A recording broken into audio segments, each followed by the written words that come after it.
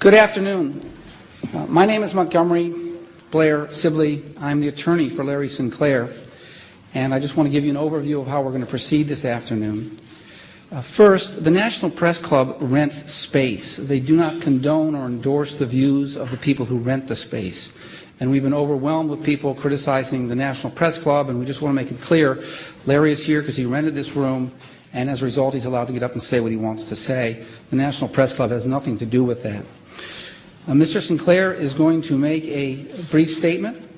You will be provided copies of that statement once he's done. And after that statement, he will entertain any reasonable questions and try to answer them.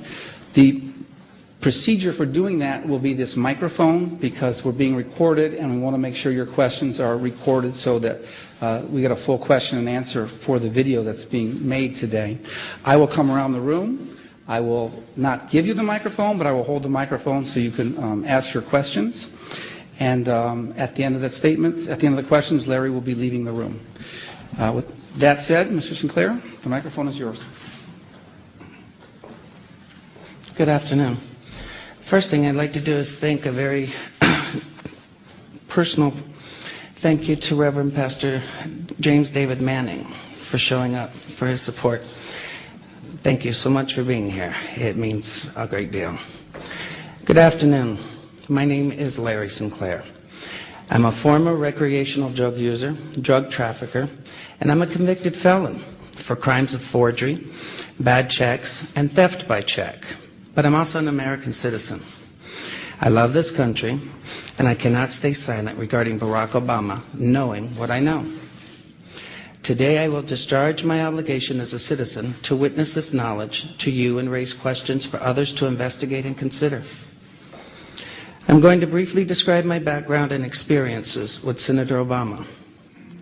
In 1999, what appears to me to be a coordinated effort to discredit me, and finally a list of questions. After this brief statement, I will take and try to answer any reasonable questions. Please understand, I will respect your questions and try to answer them. I will not be disrespected, nor will you.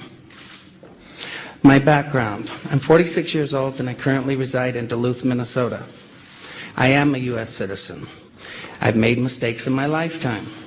I have been convicted and served prison sentences for writing bad checks, forging checks, using stolen credit card numbers in Arizona, Florida, and Colorado.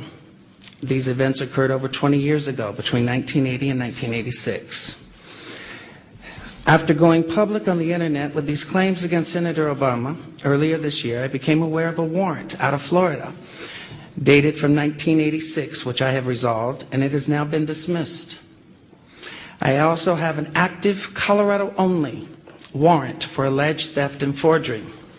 I am not ignoring this warrant, but am addressing it with the court in Colorado as well as with the district attorney's office. I have a pending motion to dismiss this warrant, which I am waiting to have calendared by the Colorado court. I have lived and worked under 3 different legal names. My birth name is Lawrence Wayne Sinclair. Later on, I had my name legally changed first to Larry A. Silvas and later to Larry Vizcarra Avila. Both name changes were conducted legally in the Pinal County Superior Court, Florence, Arizona. I legally returned to my birth name in the Fremont County District Court, Canyon City, Colorado in the year of 1997. In regards to the Obama incident, I flew out of Colorado Springs, Colorado to Chicago on November 2nd, 1999, arriving in O'Hare early in the morning of November 3rd. I went to the Chicago area to attend the graduation of my godson, my best friend's son, from basic training from the Great Lakes Navy Training Facility. I made reservations at the Comfort Inn and Suites in Gurnee, Illinois, based solely on the location to the training center. On November 5th, 1999, I hired the services of 5-Star Limousine. Excuse me. I had hired them both for November 5th and November 6th of 1999. On November 6, 1999, I asked the limo driver, whose name I now reveal for the first time, Jagir Paramit Mutani, if he knew anyone who would like to socialize and show me Chicago. One note, there's a typo in the statement that you will get at the end of the statement. We will put an updated and corrected version on a website that you will also be given access to, as far as the name is concerned.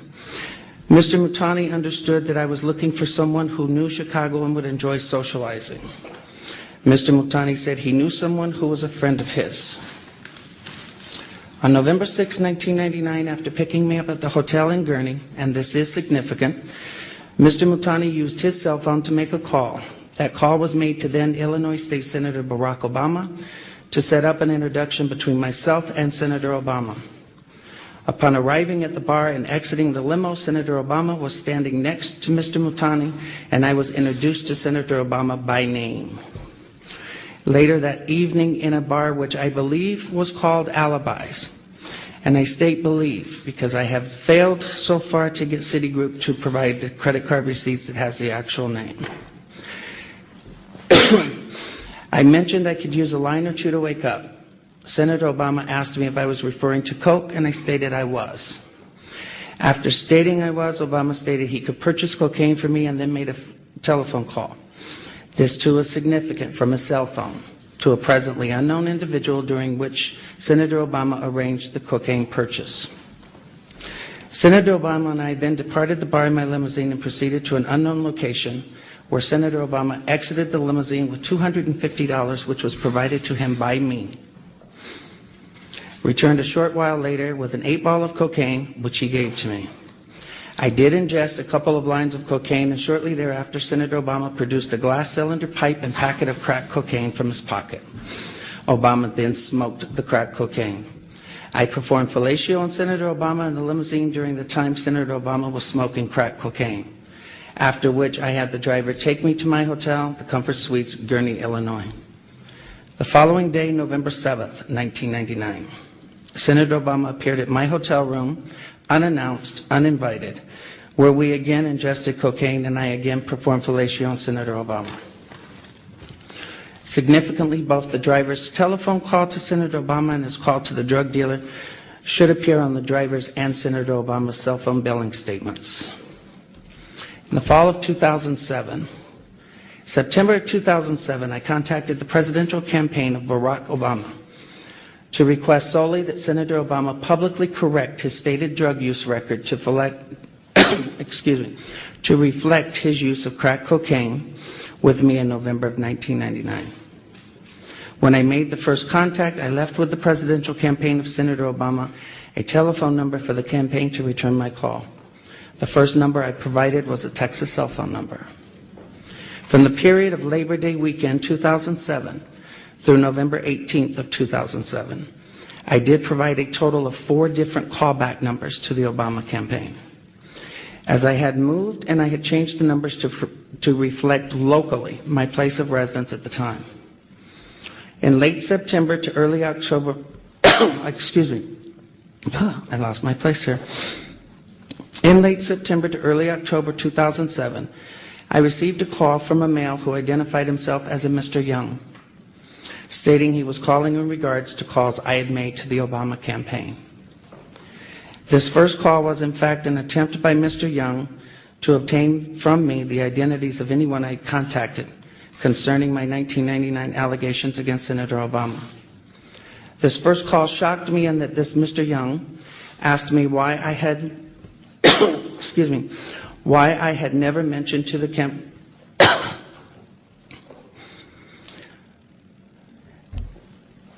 shocked me as I had never, hold on, I'm lost here. Thanks, because this is getting, I can't even see it.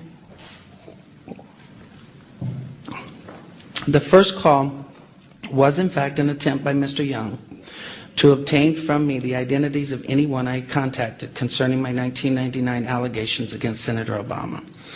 The first call shocked me in that this Mr. Young asked me why I had not asked Senator Obama to disclose the sexual encounters I had with Mr. Obama in 1999.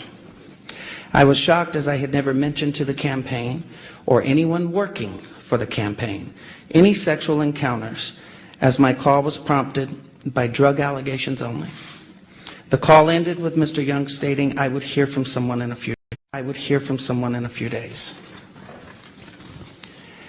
In mid to late October 2007, I received a second call from this Mr. Young, at which time I clearly became aware that this individual was personally involved with Senator Obama rather than just an employee of his campaign.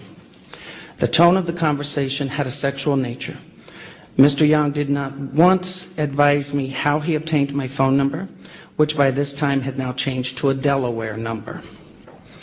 In late October 2007, I received a text message from the gentleman identified as Mr. Young, in which he stated he was intimately involved with Senator Obama and that Obama was discussing with him and his pastor how to publicly acknowledge Senator Obama's drug use in 1999, and that Obama wanted to be sure I had not discussed the sexual encounters or drug incidents with any media at that time. In mid to late November 2007, in another text message from Mr. Young, he advised me that Senator Obama will publicly correct his statement as to the last time he used drugs, and I did not need to concern myself with publicly disclosing it myself.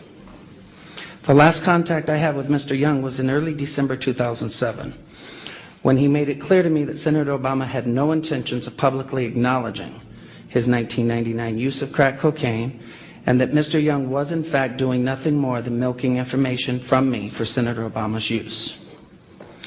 I later learned that A. Donald Young, the choir director of Reverend Wright's Trinity United Church of Christ, Obama's now former church, and who was openly homosexual, learned that he was murdered on December 23rd of 2007. I have cooperated with the Chicago Police Department in this matter by providing them the telephone numbers I was using during the fall of 2007. And I release them now publicly in the hope that someone may be able to connect the dots between these telephone numbers and Mr. Young. Those numbers are 954-758. Actually, that should be 956. That's another typo. 956-758-1105. 956-758-1885. 956-758-8002, 302-685-7175, 612-466-1043. In what I now realize was a naive and uncounseled decision, I posted in January 2008 a video on YouTube where I related the above information regarding my liaisons with Senator Obama in 1999. The response was overwhelming, and I quickly became the recipient of what in hindsight appears to have been a coordinated attack on my character, with ever-increasing falsehoods circulating on the internet. In response, I agreed to take a polygraph test sponsored by WhiteHouse.com.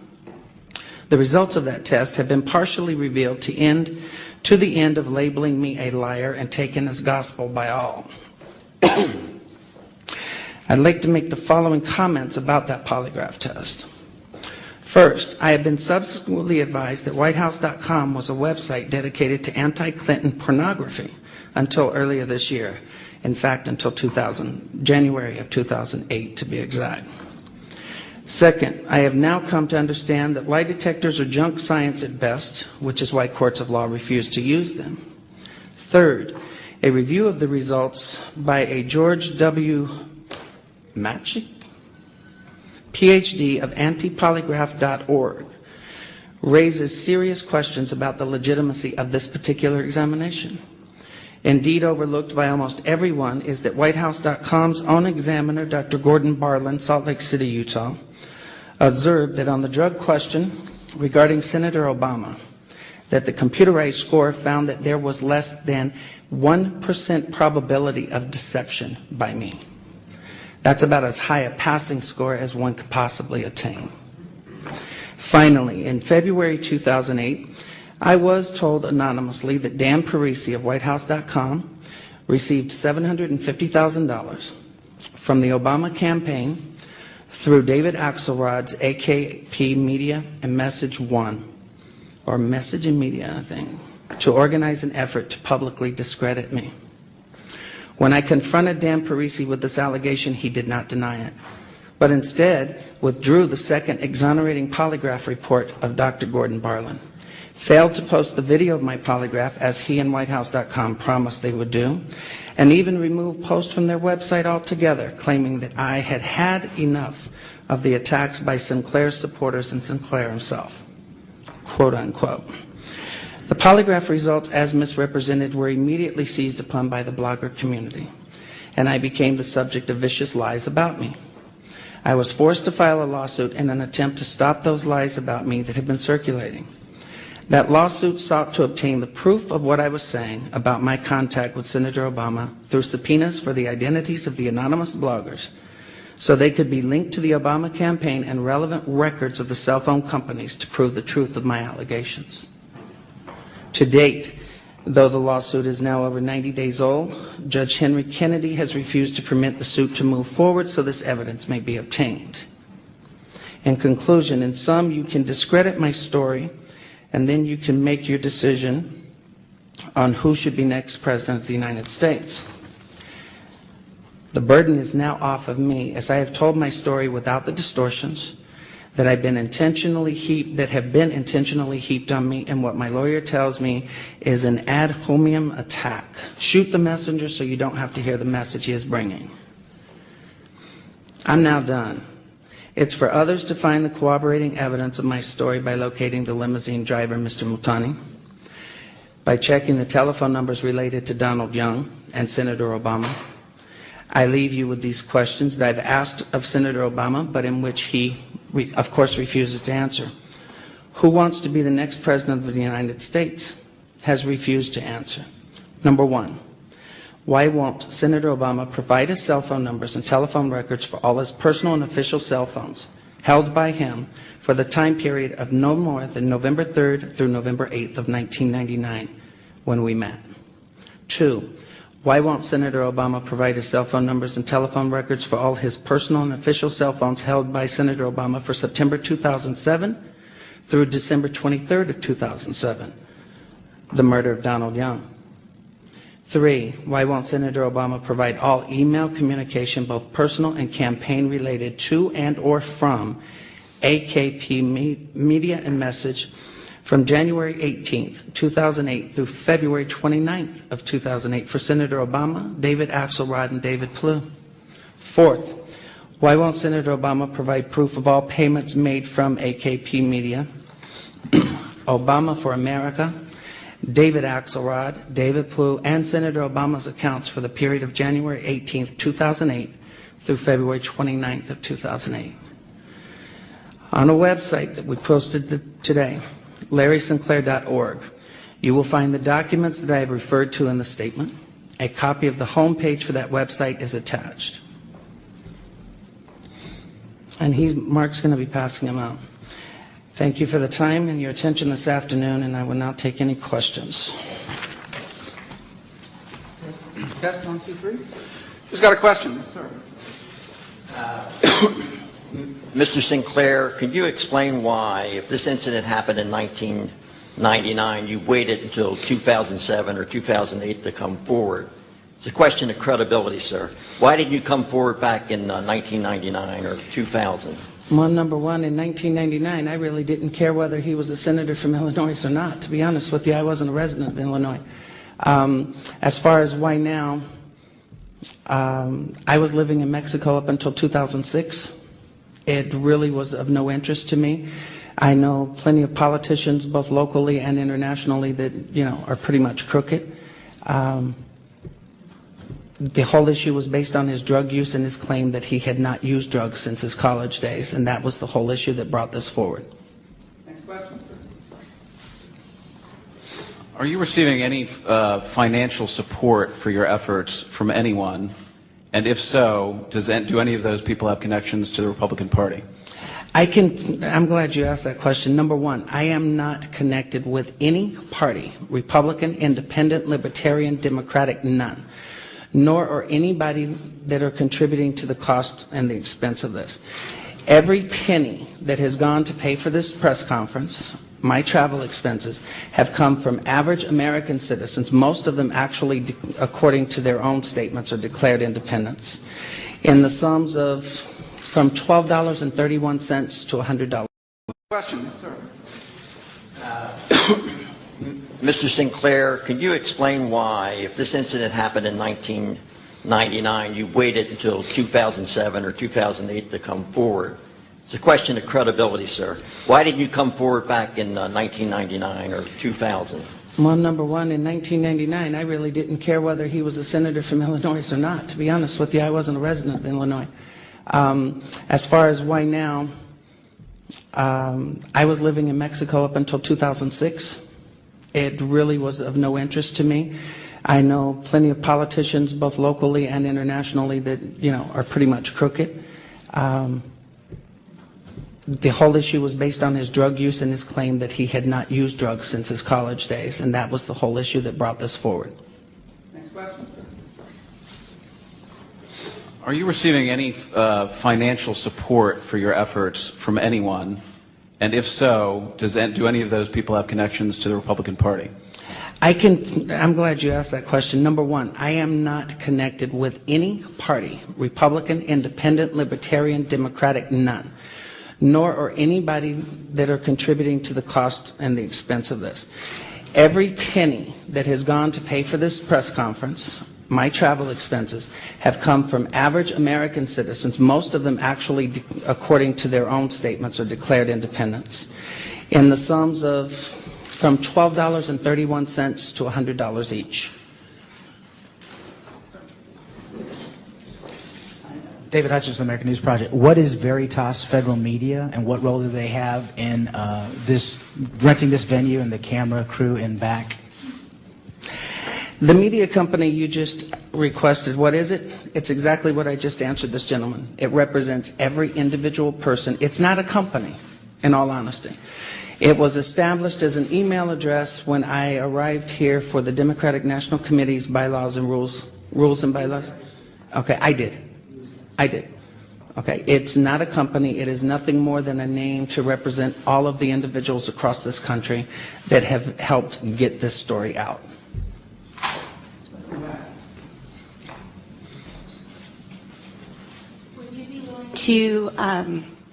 Would you be willing to share your mental health records with the public?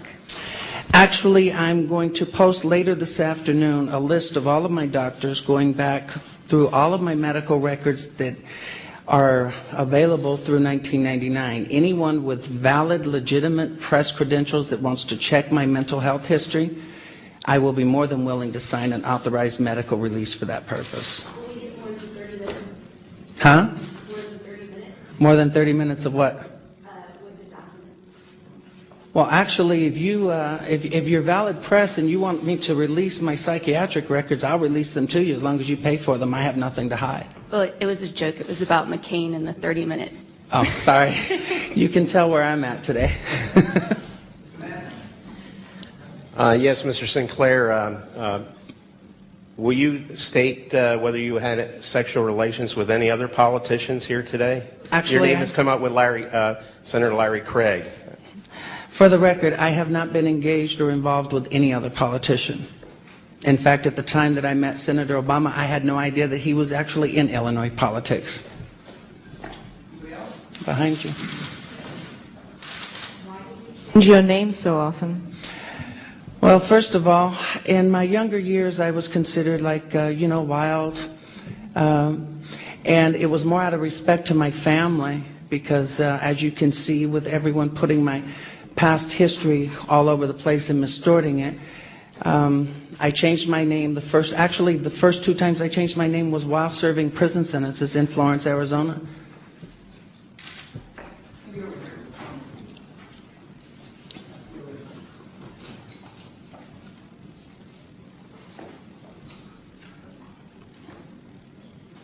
You said that he was introduced to you by name. You didn't know he was an Illinois politician.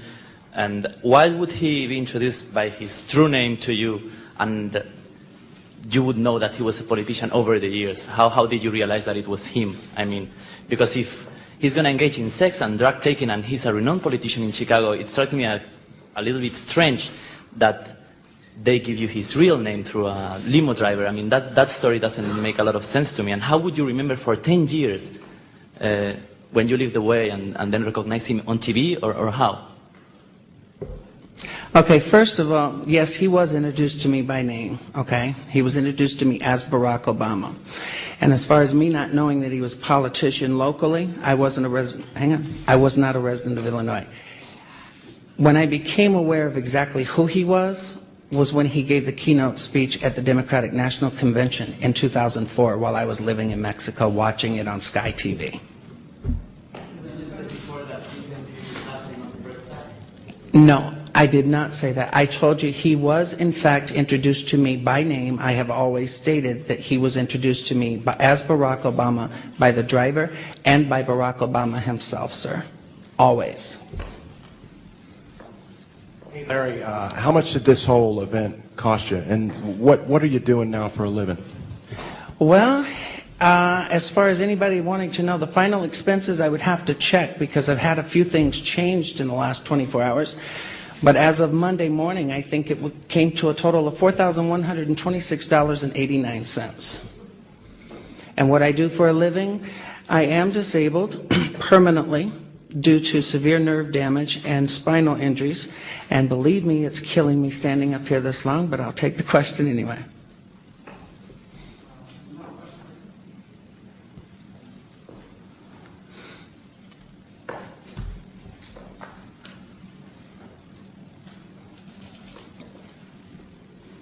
Jim Malone with Voice of America.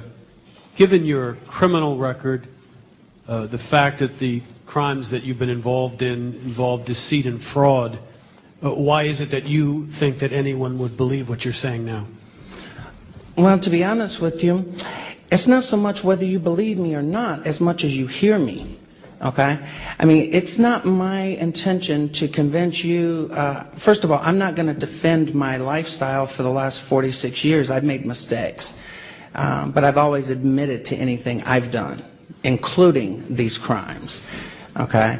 I can't tell you why to believe me other than the fact, I'm not saying believe me. I'm saying, you know what, here's the information.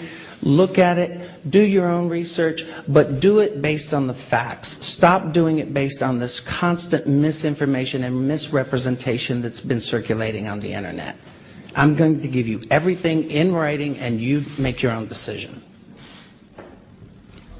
What time did you meet him on November 6th, and what time did he arrive at your hotel in Gurnee the day following? We met in the early evening on November 6th. As far as a specific time on November 7th, I cannot provide that to you. And I know where that question's coming from, but I cannot provide that to you. You know where it's coming from. Thank you.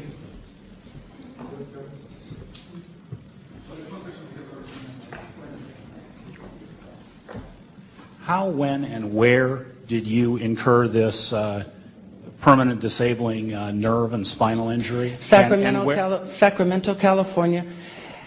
Injuries from October of 2000 through August of 2001 while employed with B&G Delivery Systems on Harris Avenue in Sacramento, California. And what is your source of income now? Is that my source of income? Compensation? My source of income is disability, Social Security disability. That's your sole source of income? That is.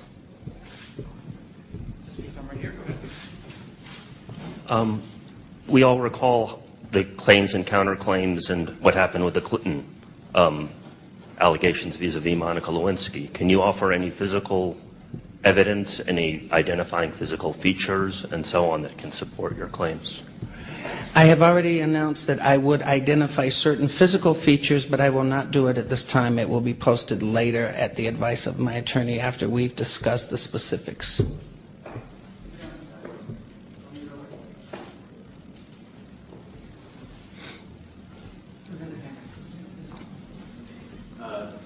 One quick one, and then one slightly longer one. Did you save any of the text messages?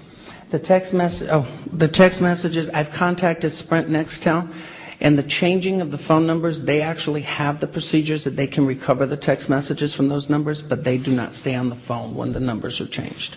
And then when you were discussing the results of your polygraph, you first impugned the veracity of the test by saying that it was, quote, junk science. But then a few moments later, you said you scored very well in one respect. So it's unclear whether or not you actually are staking some of your claims on the polygraph. No, actually, as far as I'm concerned about the polygraph, I'm not saying that it's good or it's bad. I am saying from the day that it was done and the day after, once I returned home, I was asked questions about the procedure and the process. And I had had a polygraph done once before, back in the 80s. And I specifically instructed the examiner, I knew darn well you didn't put the blood pressure cup and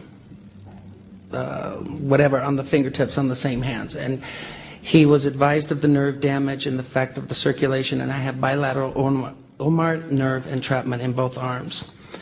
All right, I can't tell you how they did it. I will tell you that his report from Dr. Gelb to the report to Dr. Bartlett completely contradict each other. The information from Dr. Gelb, who is not a doctor at all, was never sent in totality to Mr. Bartlett. I cannot tell you. I'm telling you that this gentleman with antipolygraph.org, these are his opinions, these are his findings, these are not mine. Okay. I have said all along that the polygraph, I did not feel comfortable with the way it was done. A couple of questions. First of all, given that you've got this record in the past of taking so many drugs yourself, why do you care whether he's taken it? And secondly, he seems like quite an interesting person to spend a couple of days with. Between the fellatio and the drug taking, what did you talk about? I'm sorry? Between the fellatio and the drug taking, and what did you chat about? Actually, pretty much nothing, other than the fact of what I was doing for a living, what I was doing in Chicago. Like I said, the entire conversations that we had were pretty basic and casual. His comments as far as what he did for a living, he never once acknowledged being a politician. In fact, he specifically stated he was in public service. You know, with my view, public service can mean just about anything. What was the other part of the question? Why do you care so much? Why do I care? I care so much because this political season has turned, you know, this country upside down. To be honest with you, we have gone back, I would say, a good 50 years in this country on race relations alone over being called racist if you ask a candidate who chose to run for president. I'm not sure if you remember, but this country had a very nice lady in the state of New York by the name of Shirley Chisholm that once sought the nomination of the Democratic Party. And this was back, I think, in the late 60s, early 70s. And here was a true African American who you could ask her questions based on her record, on her credentials, on her beliefs, and you would have never been called racist. Today, you know, I'm speaking the truth about his own actions. You know, these aren't mine. I'm not running for office. And now all of a sudden you're called racist or bigot? I'm sorry, that's why I care. You have to face the facts. Somebody's going to have to ask him, or are you going to wait until, you know, the election's over and then start vetting your presidential candidates? Actually, I'm wondering, Mr. Sibley, why you decided to take this on. And it's been reported that you've been disbarred in the state of Florida. I'm wondering if you're a part of the bar in D.C. I'm happy to answer those questions as I expected they would come up. I have been suspended by the Florida Supreme Court on March 7th, 2008, and the suspension was a result of me being too litigious and allegedly not paying child support. That matter is now pending at the United States Supreme Court, but as a result I have been reciprocally suspended by the District of Columbia Bar and the Federal District Court in the District of Columbia without an opportunity for a hearing or an opportunity to present my side of that story. There is on the website 147 pages which documents what's going on in my particular professional life, and it really isn't the subject of what's going on here today. But if you're curious, you know, it's a good read, and I encourage you to read it. Is it fair for me to inquire about the kilt also? You certainly can. I know it may seem odd to you, but I don't know why men wear pants, but I think it's a function of male genitalia size, and if you're normal to small, pants probably aren't uncomfortable, but those of us at the other end of the spectrum find them very binding. Excuse me, can I say something on your question to the kilt? Actually, I asked him to wear a suit and tie, and he says, why should he be uncomfortable? And I said, because you're paid to be uncomfortable. Look at me. A little more seriously, though. I mean, it's just, I mean, at a very human level here, it's obviously you have tremendous credibility problems, including fraud and deceit. There are questions about you. It's very hard, I think, for probably some of us in the audience to take this whole situation seriously. So the question again is, why are you doing this, and how can you expect us to take this seriously? I'm glad you asked that, and I'm going to tell you how I expect you to take it seriously. I expect you to ask me questions, and I expect you to do your job and actually find facts as opposed to looking at Daily Kos or Fire Dog Lake or Huffington Post or all of these pro-Obama sites that are putting and twisting. Sir, I have not hidden from anything I have ever done in my life. Never.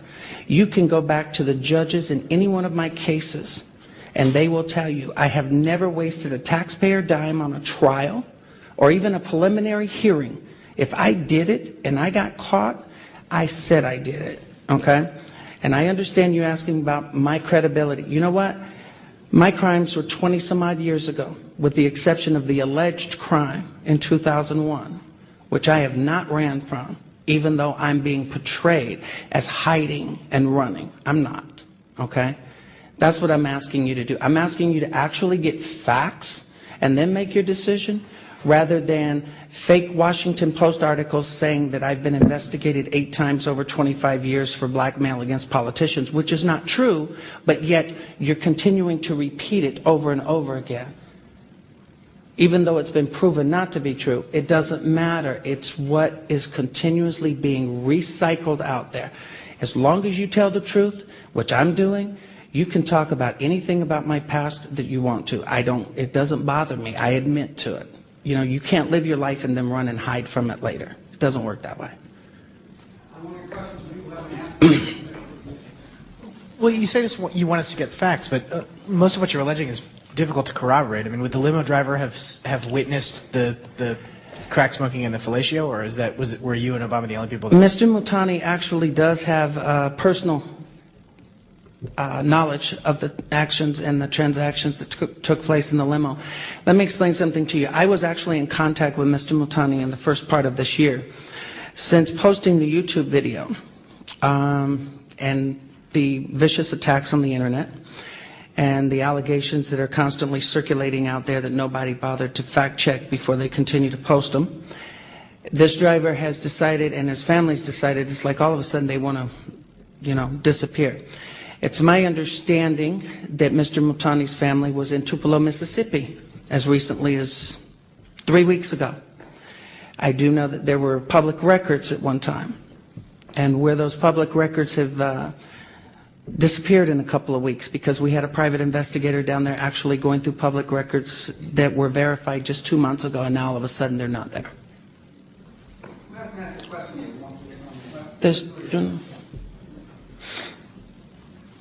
I have a few questions. One, would you make all of your financial records available to the public and to reporters? I mean, I guess a lot of us probably feel suspicious of the way you finance a National Press Club event, the way you pay for a private investigator to go to Tupelo, Mississippi. I have no problem with that whatsoever in posting my financial records.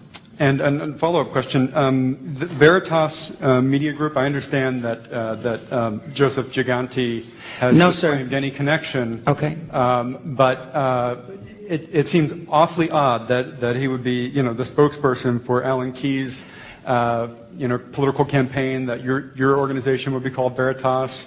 It sounds awfully like a red herring, or what are your comments on that? The name was just, to my knowledge, the name was just drawn out of a hat. This is not something that was done. First of all, Mr. Giganti, as far as I know, has no connections with me. I've never met the man. I've never had any communications with him whatsoever. And he definitely does not finance me. And he has not financed this event. Okay. In fact, this event has been financed completely through contributions to PayPal, and I will most definitely post those contributions without the giver's name, of course. Why not the giver's name? Because would you ask me to expose individual citizens of this country that contribute $25 here or $50 there? I mean, the maximum contribution that's been, there's been one contribution of $1,000 and everything else is $500 or below. There's been one contribution of $1,000 and everything else is $500 or below. In fact, 99.9% of it, I would say, is $100 or below. I understand you have a terminal brain tumor. Can you tell us what kind, in what lobe, and how that might affect your mental health? I will release my medical records when someone asks for a signed release. My tumor has been diagnosed, it has been confirmed, it has been verified by the Chicago Tribune, and I will not discuss my medical history at this point other than saying that there will be a list of my doctors up on larrysinclair.org later this afternoon, and anyone interested in contacting those doctors for medical records can do so at your own expense. And I will release them. I have a question. Are you alleging that Senator Barack Obama has something to do with the murder or death of the gentleman you were talking about from his church? Mr. Young? Yes. It's my belief that that's exactly what has transpired, and that's why I have contacted the Chicago Police Department. It's also why I provided Detective Robert McVickers with the information that he specifically requested. And yes, that's exactly what I'm alleging. I am definitely alleging that it is my belief, okay, that Barack Obama and Jeremiah Wright either knew who or had the person that killed Donald Young killed. Yes, that's exactly what I'm saying. And sir, I'm wondering if you could remind me which records you would like to have released by the Obama campaign. It sounded like the list was rather extensive and it spanned a number of years. Well, no, actually, the only thing we asked him to do was to authorize the release of his cell phone records from November 3rd to November 8th of 1999, and we would actually go for those records and obtain them if he granted permission. The other records, I believe the only thing we're asking for is his email account records and cell phone records from, September 2007 through December 23rd of 2007, and January 18th through February 29th of this year. Pardon, it's interesting. Wouldn't the right love to comb through those records, I'm sure, to see what they could find, even if it's completely unrelated to what you are saying here today? Well, first of all, I don't know who's referring to the right or the left, because I'm kind of like, I'm one of those middle kind of people. I don't tend to fluctuate on either side. And as far as combing through those records, we've asked those records to be authorized to be released to us in a federal civil case. I have no intentions of disclosing his personal records. I mean, want to subpoena them for evidence purposes, nothing else. Sir, yes. Oh, I'm sorry if I missed the answer to this earlier. Who is paying your fees? On Larry's website, there's a PayPal button to donate to his legal fund, which is me. And like Larry's other PayPal account, I've gotten maybe $5,000, nothing over $500, and most of them, like Larry's, are small ones. And we got a few checks in the mail, but nothing over $100. Exactly. Are you in negotiations to write a book or any other paid media? Sir, and let me make this clear for everyone, I am not negotiating with anyone for any selling of stories, book publications of any kind, paid media appearances of any kind. What I want the media to do is to take the story, understand it, get the facts straight from me as opposed to the internet, and you make your decision whether or not it's something that the American voter needs to be informed of. You do that, I'm done, okay? I have not attempted to make any money from this. I don't want any money from this. I don't even want any notoriety from this. I want people to, I really want you to let this guy ask a question. Okay. I had a few questions. First of all, you said that you became aware when Obama gave a speech at the Democratic Convention. Why didn't you keep your cell phone records with when Mr. Young called you? Like, were you billed for the cell phones? Actually, the cell phone records, you need to understand something. My cell phone numbers at that time, and in fact my cell phone currently, is through a division of Sprint Nextel called Boost. Those records are available to me online for a 45-day period. Now, they do have the records, and they actually have confirmed that, and I've agreed to have them, I've turned them over to Chicago Police Department and actually authorized their release to them, which they don't need me to authorize. I have personally contacted Sprint Nextel approximately 2 weeks ago asking that they dig up the records off of their system for each of those phone numbers from those periods and provide them to us. And I was instructed to make that request over a web form on the Sprint website. And if anyone here has Sprint or Sprint Nextel, you will know that Sprint is probably the worst cell phone provider company to deal with. But I will be getting them, and like I said, they have confirmed that those records are available. Are you going to post those on your website as well? I will. And do you have the names of your best friend that you were visiting in Chicago? Has he testified or just said on the record that, yes, he was in town in Chicago because of my son? I will tell you this, John Crutzen from the Chicago Tribune should be able to confirm that that's been verified. I will not release my godson's name. Not with the attacks that have been leveled against my family and my childhood friends in South Carolina. I'm not about to let these people do that to him. I will tell you the last name is Dukes. That's all I will tell you. D-U-K-E-S. All right, and last question, in your first YouTube video, you did say that the events took place between November 3rd and November 8th. And now you said that they started on November 6th. No. What I said was that I was in Chicago from November 3rd to November 8th. And see, this is another incident of misrepresenting, people twisting it. My statement was, while in Chicago, between November 3rd and November 8th of 1999. Okay? I've always stated, as far as dates, it would be November 6th and November 7th of 1999. Yeah.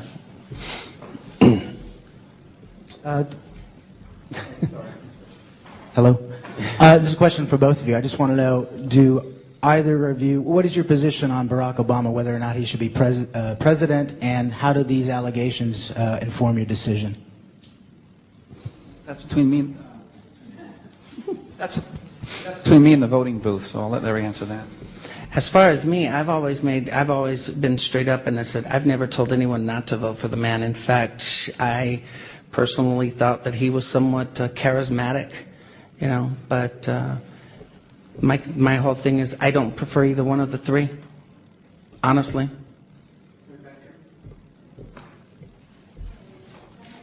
Hello? Yeah. Senator Barack Obama is a charismatic person. Did you fall in love with him when you had sex with him in 1999? And secondly, what are your feelings today? What are your feelings? Okay, first, no ma'am, I did not fall in love with Barack Obama. But it's a good question because people have made that allegation. No ma'am. And Barack Obama is only charismatic, by being molded that way. All right. Once you take the teleprompters and the lights out from in front of him, you get a whole different person. And as far as my feelings now, those are my feelings. I think you're looking at someone that is completely fake, plastic, that has been made up and put out in front of the American voter, and that's been allowed to walk away from any serious questions about any of his own personal actions. That's what I think. Well, ma'am, nothing personal. Okay. So now I'm going to have to, and don't take this in a disrespectful manner, but let me ask you this. In your entire lifetime, you've never had a one-night stand? I mean, I'm sorry, but, let's deal with reality here. Let's not act like, people go around and fall in love. I mean, that's the biblical way, but it doesn't happen.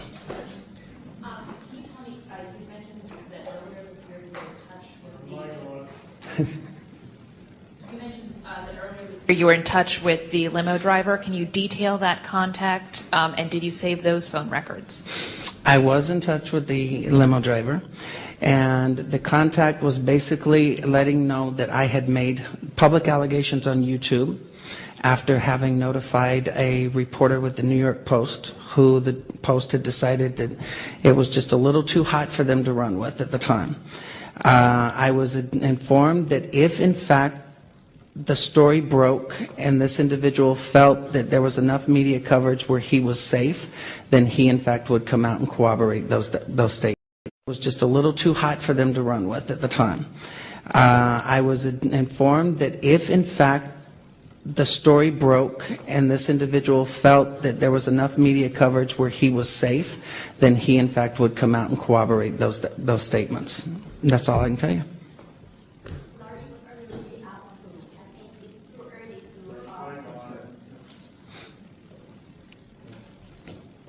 What are you really up to? What kind of justice do you seek? And I think it's too early to impeach the president. Well, let me ask you this. You say it's too early to impeach the president, so you've already elected him. I thought that was the whole process of having an election in this country, of the candidate actually being vetted before the American public. Nothing personal, and believe me, this is not personal between me and Barack Obama. The only part of this that has become personal between me and the Obama campaign is the organized and orchestrated attacks against me and my family on the internet. That's the only personal part. Outside of that, these are true statements. My thing is, what you just said, I think you want to ask your next president to be truthful with you and not put up a book that he claims, oh, I was a street kid who found my way later. But later is not quite 1999. That's all I asked him to do originally, was just admit that his drug use was still current as of 99. Okay?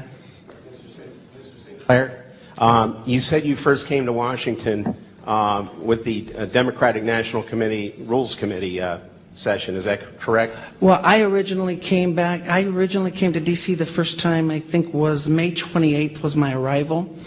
That's correct. Right. At that time, did you have any contact with anyone from the Hillary Clinton campaign?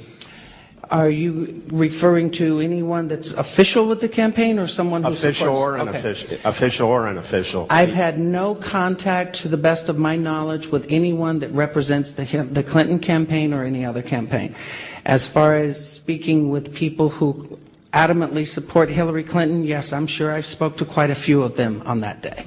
So you're saying, to the best of your knowledge, you don't know if you spoke to the best of my knowledge, I do not know. But there is a possibility that you could have.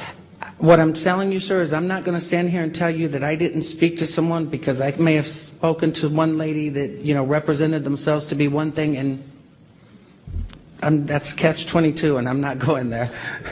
I'll wind this up now with just a few more questions. So if anybody who has not asked a question wants to ask one first, we want to give them an opportunity. Montgomery. And then this lady in the black. Can you tell us why you think that Obama and Wright are somewhat involved in the murder of the choir master? My entire opinion of that matter is based on phone conversations with the gentleman identified to me as Mr. Young. This person made it very clear that they were personally and intimately involved with Barack Obama.